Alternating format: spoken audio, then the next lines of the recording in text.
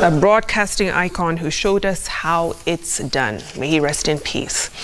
Now, the war against drug trafficking could go a notch higher if a proposed set of laws is approved by Parliament and assented to by President Uhuru Kenyatta. The Anti-Narcotics Amendment Bill 2019 largely targets drug lords who for years have remained untouchable, yet they rake in billions of shillings from the illegal trade. And as Francis Gachuri reports, the proposed legislation seeks to equate drug trafficking to terrorism. For years, the war against drug trafficking and consumption of narcotics has remained a mirage, largely due to corruption and the complexities in dismantling the secretive network that wields immense financial and political influence. But a raft of proposed amendments to the Anti-Narcotics Act of 1994, proposed by Nyali lawmaker Muhammad Ali, could be a game changer in the drug war if adopted by the August House and signed into law by the President. The bill defines trafficking as the importation, exportation, manufacture, buying, sale, giving, supplying, storing, administering, conveyance, delivery or distribution of a narcotic drug by any person. So it will help us a lot. It is going to be a piece of legislation that will enable both the investigators and the prosecutors to do their work effectively.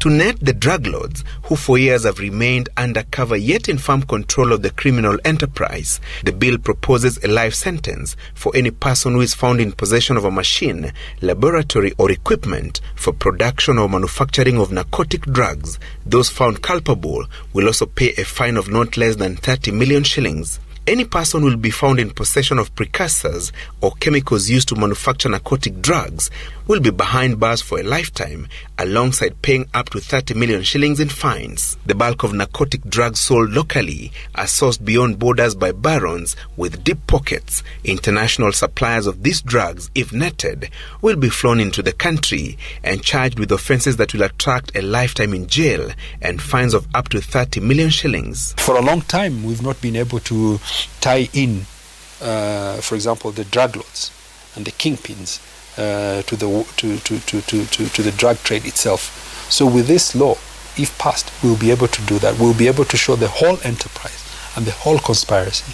The proposed law also targets law enforcement agencies, persons in charge of ports and other points of entry who allow drug trafficking menace to thrive under their watch. Such officers will be liable to a 20-year jail term or fines of up to 20 million shillings.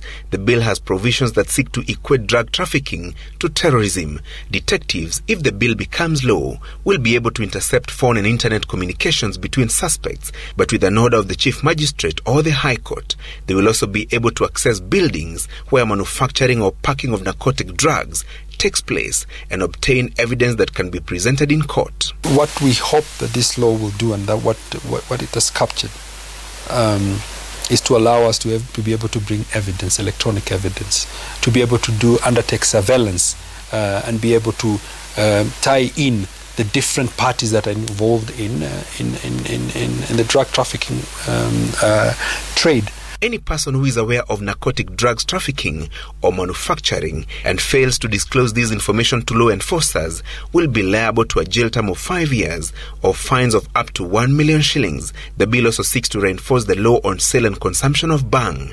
Anyone found in possession of cannabis for own consumption will be slapped with a 10-year jail term, while those in sale of bhang will be jailed for 20 years if the bill becomes law. But we have an application on my desk right now at the Ministry of Interior by some lunatic who is saying they need alliances to build a factory in Kenya that processes cannabis for pharmaceutical use.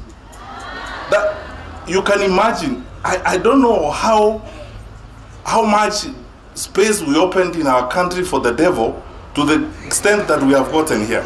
Francis Gachuri, Citizen Weekend.